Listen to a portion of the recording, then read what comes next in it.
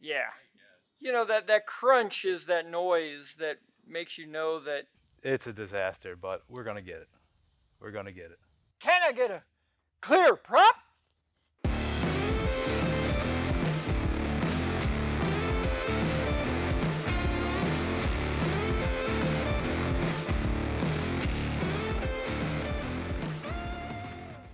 Hello and welcome back to Jimmy's World. My name is Jimmy and this is my world, the 310. We are saving the 310 one baby step forward, one giant leap back for airplane kind.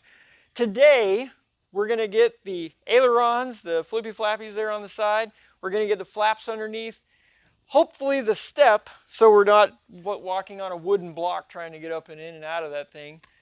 What else do we got to do? Oh, the trim. There's the roll trim that we've got to hook up. Basically all the cables that went out to the wings that we unhooked when we decided to take the whole thing apart to get it here from Pennsylvania. Grizzly Bear, he's been working throughout the week. That we don't have a lot of that on camera because he's just a working machine trying to get that engine connected, get that on. Maybe, just maybe, we'll get to see some life out of that thing today. That's what I'm hoping for. Fingers crossed. We have special guest Ron inside taking care of the wires, the spaghetti mess of all that nasty. I do not envy him at all. We had to connect the aileron roll trim here. All right, go for it. Woo, look at that. And it was seriously crunchy when we got started and took about a half a can of lubricant and penetrating oil and everything else. And we just soaked it down. You can see the run of stuff. Show us the aileron. Well, there you go. That's straight and level. Is it really? Yeah. Okay, that needs some Will work that out. slight adjustment. Oh yeah, that is. Have to compensate while you're flying, I guess. You know, that crunch is that noise that makes you know that you're. Yeah, that's gonna need some help.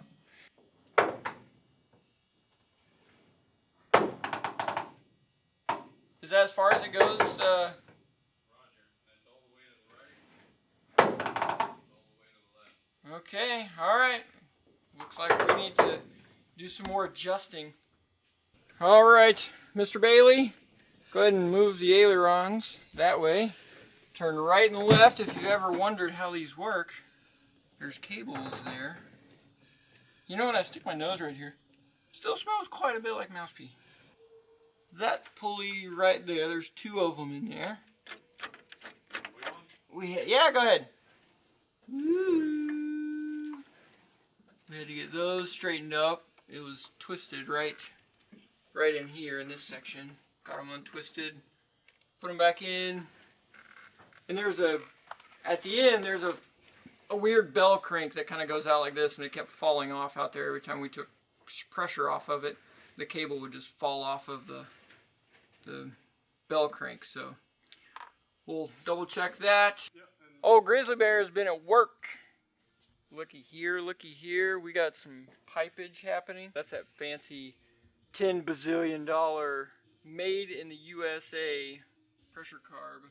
Another very important part of this fuel system are these little lines right here. These are for priming, so it puts fuel into the cylinder whenever it's cold so you can get it started, because it takes a while to go from here all the way up. Well, actually, come from here all the way down through the pipes and then into the cylinder. So we squirt some gas directly into the motor and get it fired up. We need to pull these little injector nozzle type things off of here, clean them out, clean that thing out, so that all works. Yeah, shoot, I'm hoping. Do you think we'll be able to get this thing to spin around with a switch inside today? Absolutely. Well, if Ron keeps up his side. Ron, how you doing in there? I'm doing great, Jimmy. How are you? He's loving life. Yeah. When I first saw the plane, me and Jimmy first connected on the phone, and he kind of reeled me in and was like, yeah, there's a couple wires. I could use an electrician to come help me. He didn't give me too many details over the phone. Yeah, I don't have anyone that's electrically, experience in electrical, and yeah, I could definitely use you. A couple wing wires, and I come in here. There's not a single wire hooked up in the entire plane. I mean, not one, not a battery, not nothing, and it's all spaghetti mess, nothing labeled. Man, and then he started really giving me the skinny once I walked in here, and he goes, "Picture everything that that you're thinking and times it by 10." Once he got me here, he hooked me. And then now I know. It's a disaster, but we're gonna get it. We're gonna get it.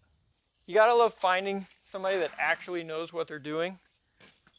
It doesn't make for near as exciting video where you guys think at any moment I'm going to explode and this thing is going to catch on fire or crash somehow.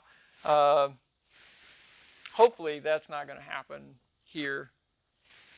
But if I'm honest, it's a great possibility. So it is definitely something we have to take into consideration. Oh man. My first thought when I saw the 310 was, good Lord, this is going to take forever to put back together. I knew it would. I'm confident in our abilities to get it put back together. It was just a matter of at what cost. And so far, that's been a lot.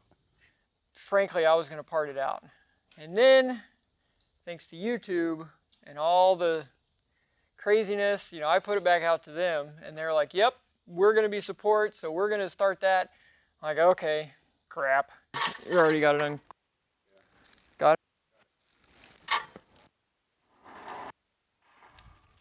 There. Unlocked. All right, moving forward.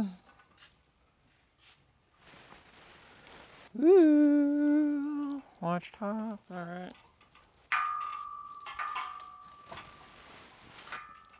Oh, yeah, watch that wing over there.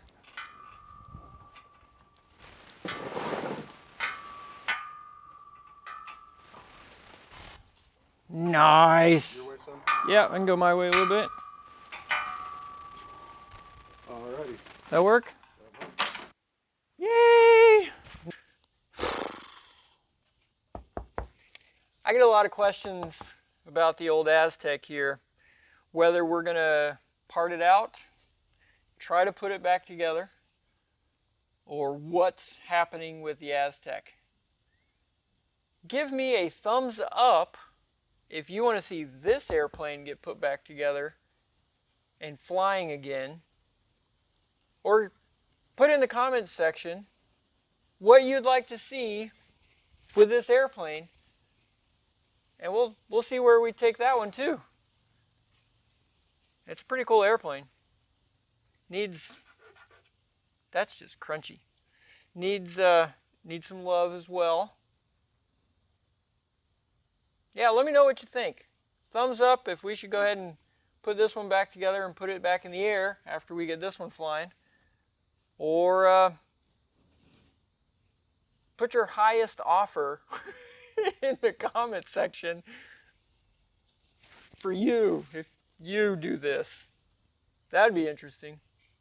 We'll see how that goes. Might have to sell this to fund that thing. That's also very possible. Let me know what you think.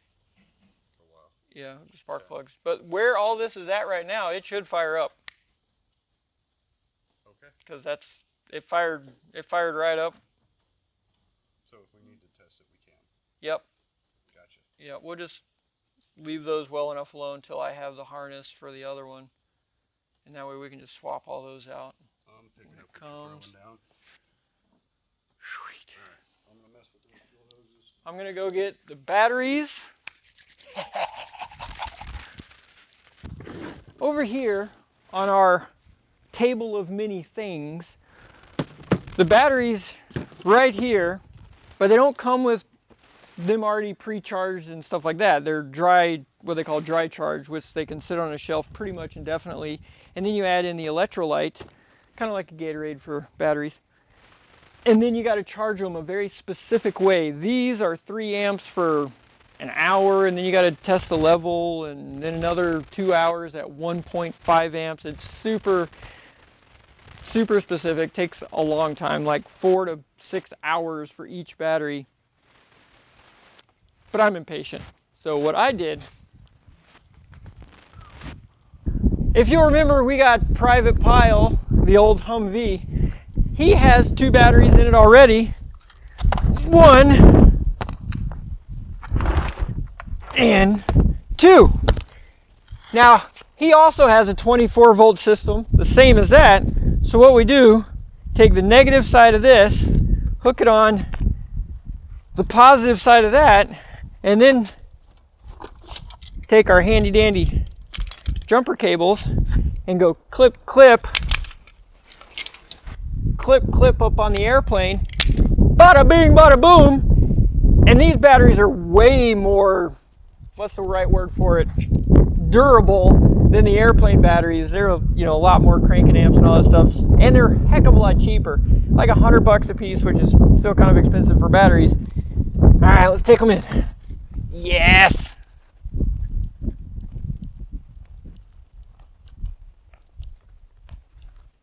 Getting my workout in. Ah, yes. What? Oh. All right. Things are starting to get a little serious. We're going to need to amp it up a little bit. Time for the Mountain Dew Power Hour.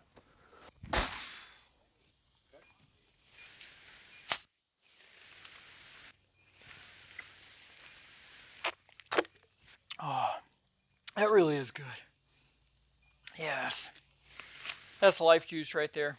There's the fuel boost switch, goes to the starter switch. That's your 17. Well, left would be 92. How are you going to figure out how all those wires go?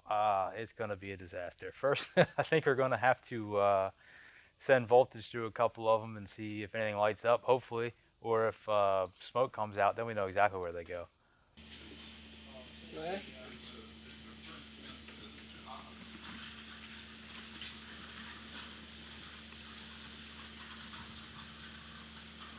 Should we clean that up a bit?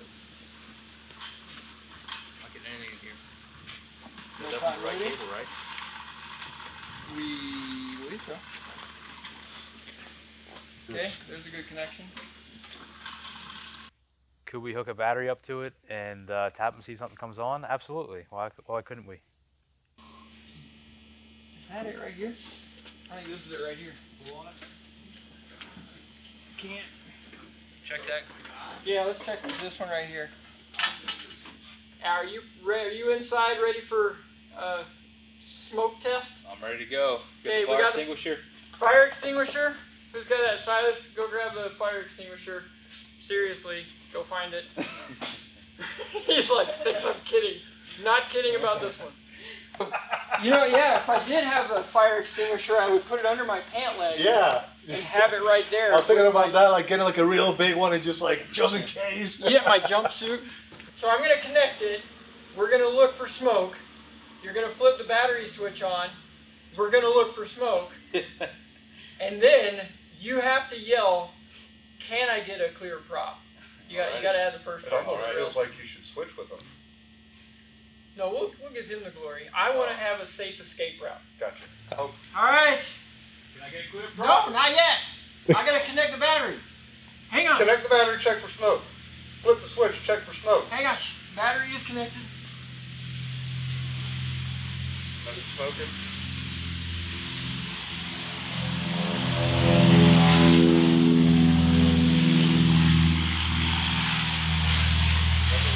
Cables are not getting hot. That's good. I don't smell anything out here. Do you smell anything in there? No smoke from here.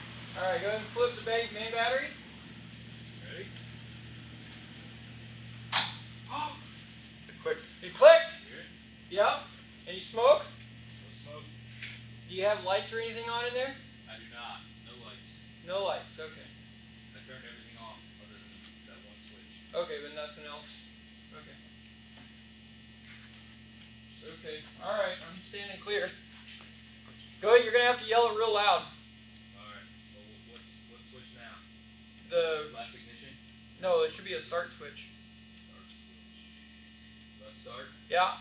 Alright. Yell it loud, man. Can I get it cleared, prop? Go. Flip it up.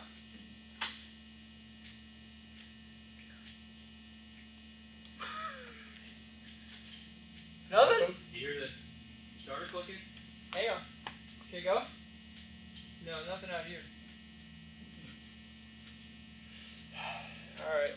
Turn it off. Off.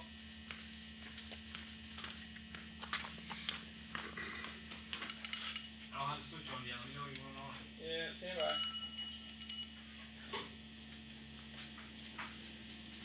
24 here. Go ahead and turn the switch on.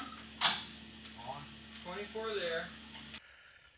It just goes more to confirm that the electrical is going to be more than what I thought it would be. Hang on. Hang on.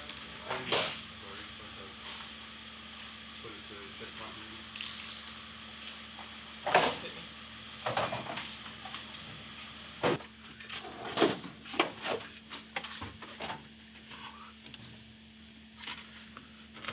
You're probably not old enough, but do you remember the original Mountain Dew commercials and slogan was, "It'll tickle your innards"? No. Yeah, for real. That's what it was.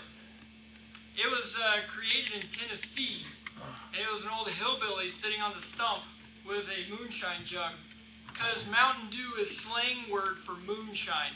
Did you know that? No. Yeah. They have. Okay. I mean, stand by, because this whole thing was working fine. Let's check behind here, make sure we got power back there.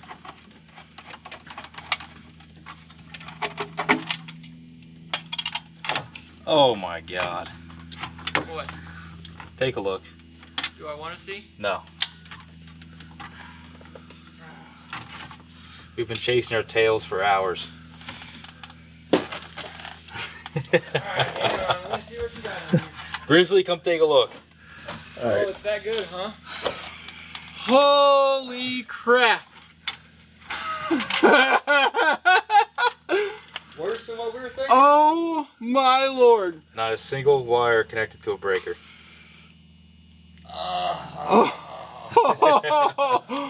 Wait, that one is. Right there. That's a jumper. See? It's connected though. Oh my lord. And all the screws are missing out No of the hardware. breakers. Oh. Oh my lord. No labels. Unless you run the Aeromax real fast. Well, I mean, the panel was staring me in the face the last 2 days I've been working on it, and I saw there was one screw missing, and it kind of looked a little janky, like somebody was messing with it, but I didn't think anything of it. Jimmy came in and said, you know, it looks like something could be up with that panel. And when I pulled the screw off, I melted a little bit. Everything we've been working on, there's probably, 25 breakers, and not a single wire is connected or labeled, or basically we got to start from the ground back up. Worse than we thought we had already originally.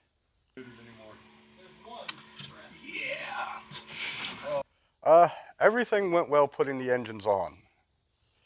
Now, connecting the engines to fuel and electric is a different story. It's always a little bit of a rat chase in that. But putting the engines on basically has always been simple for the most part. Another bag of unlabeled screws. Left window trim, aileron trim cable. That's a turnbuckle that I've already used a different one. I'm assuming it's the same length as this one. So now we gotta take that one off, put this one back on there. Interior floor panel. Rear seat. Right interior. A mystery bag. Left tip tank. Oh my gosh.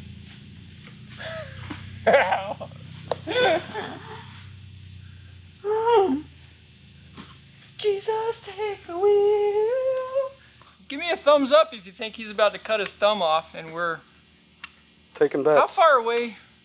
You know what, I'm just gonna go ahead and call him. because I think they're behind schedule right now. Where's my phone? 9-1. Okay, go ahead. Did it work? Yeah. Look at that. Oh, maybe. It's coming. All right, you gotta yell it out. Alrighty. Can I get a clear prop? Which one? Hey, it's working! Woo! All right, go. Let's see it go. Start it. Yeah. Wow! How long you want to hold it in for? We gotta burn the starter up. 30 seconds. No, I can feel the wind right here. Sounds like it wants to pick off. All right. So one thing that we never did to this engine that we did to the Aztec's engine was actually look inside of it. You see, back in the day, when we were deciding whether or not to even try to put this thing back in the air, we saw all the rest of the stuff that was crazy expensive and broken that it didn't even make sense to try to do this plane. So we didn't bother looking inside the engine. Well, I guess it's never too late. I'm curious to know what's in here and what the condition is, because I didn't do this whenever we started up in Pennsylvania either. All right, well, let's quit jabbing and let's see what we got. Is it working? Okay.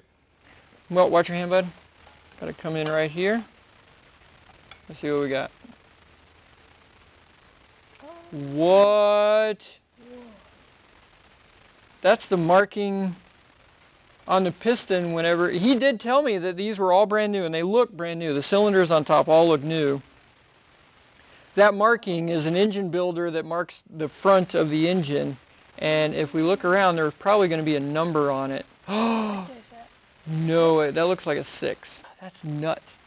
Let's look at... I mean, the cylinder walls are going to be brand new. They're chromed, which is all the little crazing that you see there.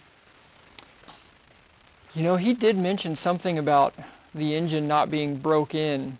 We're going to have to use mineral oil on this to break these cylinders in.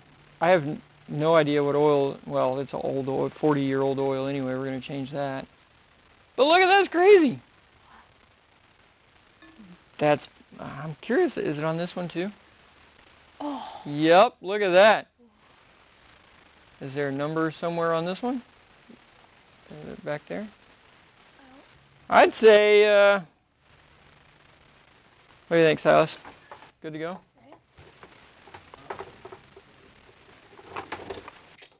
Yeah?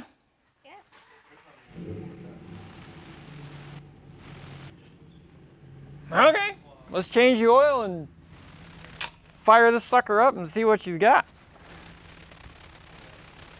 I'm thoroughly, honestly shocked. I've never in my entire life, 30 years of being around cars and, you know, a couple years around airplanes, things like that. I've never seen anything where the engine was built and left for 40 years, where they said it, they ran it. Well, he didn't actually run it. He had it on one test flight and then parked it 38 years ago. That further confirms and corroborates the story. Wow, that's crazy. I almost started dancing. I was so happy. You can't ask for a better looking engine inside there. So I'm pretty positive once we put fuel and a little air and some spark to it, it's going to fire. When it started spinning, oh man, I wanted to jump. That was the best. I mean, we were working on it all day, chasing our tail, going through the diagrams, going back and forth, checking continuity. In hindsight, we should have checked voltage before we even started doing that, but it made good footage. I don't think we're really going to break stuff going forward because everything else seemed to be in order. The struts had air and held air, so I don't feel like we're going to have to rebuild those. Worst case scenario is the tip tanks are going to give us a problem. And that's the only thing I can actually foresee. being a major problem going forward with the project. I'd say 2 more full days we can have this thing connected. 2 full days. I can't promise there won't be any smoke, but it'll be connected. And we haven't got the interior done yet. We still haven't even started it to know what actually works or doesn't work. But it's no longer my plane. It's the YouTube universe plane. We're gonna, when we get it done, we're gonna fly it to, you know, a couple of, hopefully, fingers crossed. I really, it's gonna be close, but I think we can make Sun and Fun in just a few weeks. Then we'll probably have to bring it back, and you know, we'll find out a few things that need touching on it and fix those. We're definitely going to try to make Oshkosh with it, and a handful of other things. Reno Air Race, that would be kind of fun, wouldn't it? Take it out to Reno. Maybe we can take it to Arizona, back to where the TV show Sky King, where that was filmed in Arizona. Dude, take the 310 back and be like, there's Penny. Sky King out of the clear blue sky. That'd be kind of fun. Now that we got the ailerons, the flaps taken care of, let's check out the step. So we can get rid of our wooden box here.